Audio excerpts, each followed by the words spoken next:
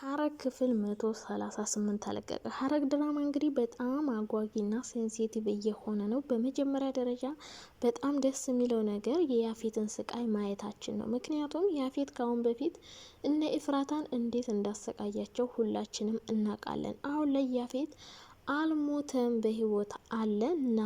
ያፌት ናታን ላይ ያደረጋትን ነገር በሙሉ እያንዳንዷን ዋጋ እያስከፈለው ይገኛል ማለት ነው። ስለዚህ ያፌት በህይወት አለ ማለት የኤፍራታና የናታንን ልጅ የገደለባቸው ያፌት ሊሆን ይችላል። ቢንያምም ሞቷል ተብሎ ነበር፣ ግን አልሞተም ማለት ነው። ጽዮንን በድብቅ እየተከታተላት ይገኛል ማለት ነው። ሐረግ ድራማ ላይ እንግዲህ ናታን ያፌትን ዋጋውን እየሰጠው ነው ማለት ነው። አግቶ አሰቃይቶ ሁላችንም ሐረግ ድራማ ሲጨረፍ በጣም የተናደድነው ነገር የያፌትን አሟሟት ሳናይ ቢንያምስ የት ደረሰ? ይሄ የሁላችንም ጥያቄ ነበረ።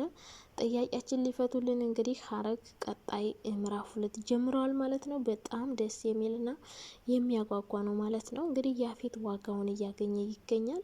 ያ ነብር ነኝ፣ አንበሳ ነኝ፣ ማንም አይችለኝም፣ ማን ነው ወንዱን የሚነካው የሚለው ጀግና የሚጫወተው ያፌት አሁን ላይ ግን ተኮርማምቶ ኩርምትምት ብሎ የበታችነት ስሜት ተሰምቶት ናታንን እየለመነ ይገኛል። ናታንም እንግዲህ ወንድሙ ስለሆነ አንጀቱ አራራለትም፣ ጨክኖበታል፣ እያሰቃየው ይገኛል ማለት ነው።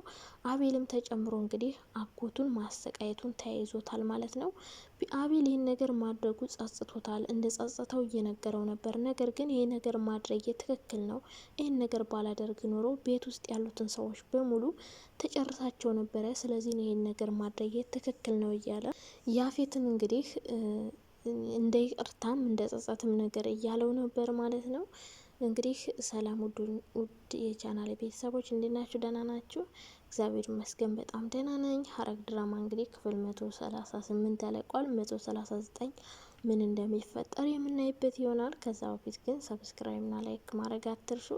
እንግዲህ ክፍል 138 ላይ ሁላችንም እንዳየነው ከሆነ ቢንያም እና ያፌት በህይወት እንዳሉ ያፌትን እንግዲህ ናታን አግቶ እያሰቃየው ይገኛል። ቢንያም ደግሞ ጽዮንን በድብቅ እየተከታተለ እንግዲህ የምትሄድበትን እያየ ማታ ማታ ሁሌም ቤቷ እያደረሳት ይመለሳል ማለት ነው።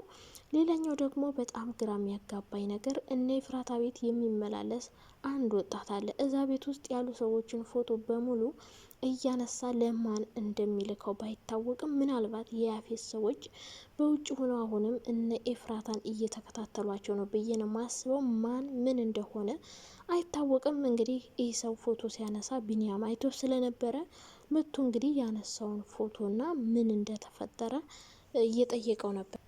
ምን ሊፈጠር ይችላል? ይህ ሰው ፎቶ ጽዮንን ስላነሳት ቢንያም የተናደደ ይመስላል። ለምን እንደሚከታተለውና እንዴት እንደሆነ ቢንያም ካወቀበት ምናልባት እነ ኤፍራታ ሊድኑ ይችላሉ። ከዛ ውጭ ግን ደህና ሰው መስሎ ቃሉን አለሳልሶ እየተከታተላቸው ይገኛል ማለት ነው። ሌላ ጽዮን ናት። በጣም የሚያሳዝነው ፓርቲ የጽዮን ነው። ጽዮን አሁንም ቢሆን ቤት ውስጥ ሰላም እየሰጠቻቸው አይደለም። ራሷን እየጣለች በመጠጥ ራሷን እያደነዘዘች ወደ ቤት መግባቷን ተያይዘዋለች ማለት ነው። ራሷን እየወቀሰች የምታደርገው ነገር በሙሉ ትክክል እንደሆነ ማንንም እንደማትቀርብና ማንንም እንደማትወድ እየተናገረች ነበር። ቢንያም እንግዲህ ካለችበት ቦታ ወደ ቤቷ ሲያደርሳት ማነህ፣ ምንድነህ፣ ስለ ማንነት ንገረኝ እያለችው ነበር። እሱ ግን ድምጽም ሳያሰማ ፊቱንም ሲያሳይ ነው ሁሌ የሚመለሰውና ድምጹን ካሰማ ቢንያም እንደሆነ ስለምታውቀው ዝም ብላ ነው እንግዲህ ዝም ብሎ ነው ጽዮንን እንዳትጎዳ እያደረገ ያለው።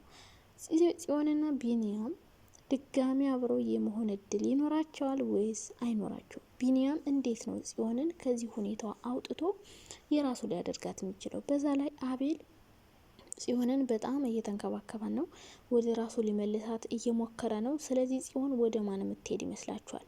ቢንያም እንደዚህ እሷን ቤቱ እያደረሰ ሲመለስ በመጨረሻ እንደምንም ብሎ አቤል የራሱ ያደርጋታል ወይስ ደግሞ ቢኒ ጽዮንን አሳምኖ የራሱ ያደርጋታል? ይህንን እንግዲህ ቀጣይ የምናየው ነው የሚሆነው። ሌላው ኤፍራታና ጽዮን ናቸው።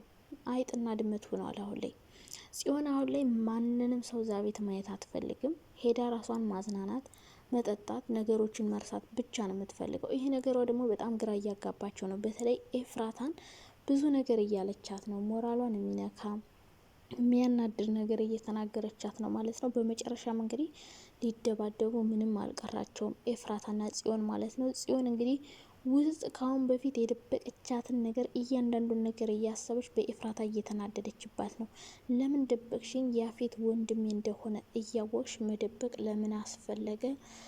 በጣም ብዙ ጥያቄዎችን እየጠየቀቻት ነበር። አንቺ ነሽ ወንድምና ወንድሜን ያጋደልሻቸው ያጣላሻቸው፣ ስለዚህ ጠላት አንቺ ነሽ በማለት ጽዮን በጣም እየተናደደችባት ነው። በመጨረሻ ወንድሟ እንግዲህ ናታን በጽዮን በጣም ተስፋ ቆርጦባታል፣ ተናዶባታል። ምክንያቱም ልጃቸው ሲሞት ጽዮን ተሳልቃባቸው ነበር። አላዘናችሁም? እሰይ እንኳን ሞታባችሁ ገና ተሰቃያላችሁ የሚል ነገር እንግዲህ ተናግራቸው ነበር። ናታን ደግሞ ይሄንን ስላቄመ በልጃችን ሞት ተሳልቃለች፣ ከዚህ በኋላ እህት ያደለችን በማለት እንግዲህ ጽዮንን ቼክም ማድረጉን ትቷለኝ ማለት ነው። አቤል እንዲከታተላትና ወደ ራሷ እንድትመለስ እንዲያደርጋት እየጠየቀው ነበር ማለት ነው።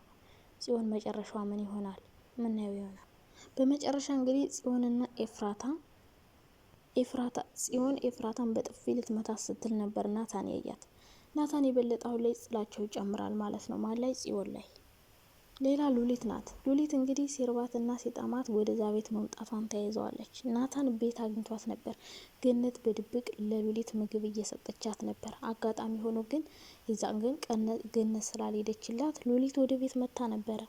ናታን ገነት ለሉሊት ምግብ እንደምትሰጣት አያውቅም ነበር። በራቸው ላይ ሲያገኛት ግን ሉሊትን አባሯት ነበረ። ገነት ምግብ ልታመጣላት ወደ ውስጥ ስትገባ ሉሊት እዛው ተቀምጣ ስለነበረ ናታን ደረሰና እንግዲህ ሉሊትን አባሯታል ማለት ነው። ሉሊት አውቃ ይሆን እንደዚህ አውቋበድ የሆነችው ወይስ ደግሞ የእውነትም አብዳ ነው? የሉሊትና የያፌት ነገር ያስደሰታችሁ? እኔ ያፌት እንደዚህ ሆኖ በማየቱ በጣም ነው ደስ ያለኝ። ምክንያቱም ሲያሰቃያቸው ስለነበረ አረመኔ ስለሆነ። ሉሊትም እንደዚሁ እንግዲህ ዋጋዋን እያገኘች ትገኛለች። ከዚህ በኋላ ሐረግ ድራማ ምን ይሆናል? ክፍል 139 ላይ እንግዲህ ጽዮንና ኤፍራታ ልትመታ ስትል ነበር የደረሰው። ናታን ምን አይነት ውሳኔ ይወስናል? ሚስቱን ወይስ ጽዮንን? ሌላ ደግሞ ቢኒያም ፎቶ የሚያነሳውን ልጅ እንግዲህ በውጭ የሚከታተላቸውን የጽዮንን ፎቶ አምጣ እያለው ነበር። ፎቶ ይሰጠዋል ወይስ ደግሞ ይቧቀሳሉ? በቀጣይ ክፍል ምን ይሆናል?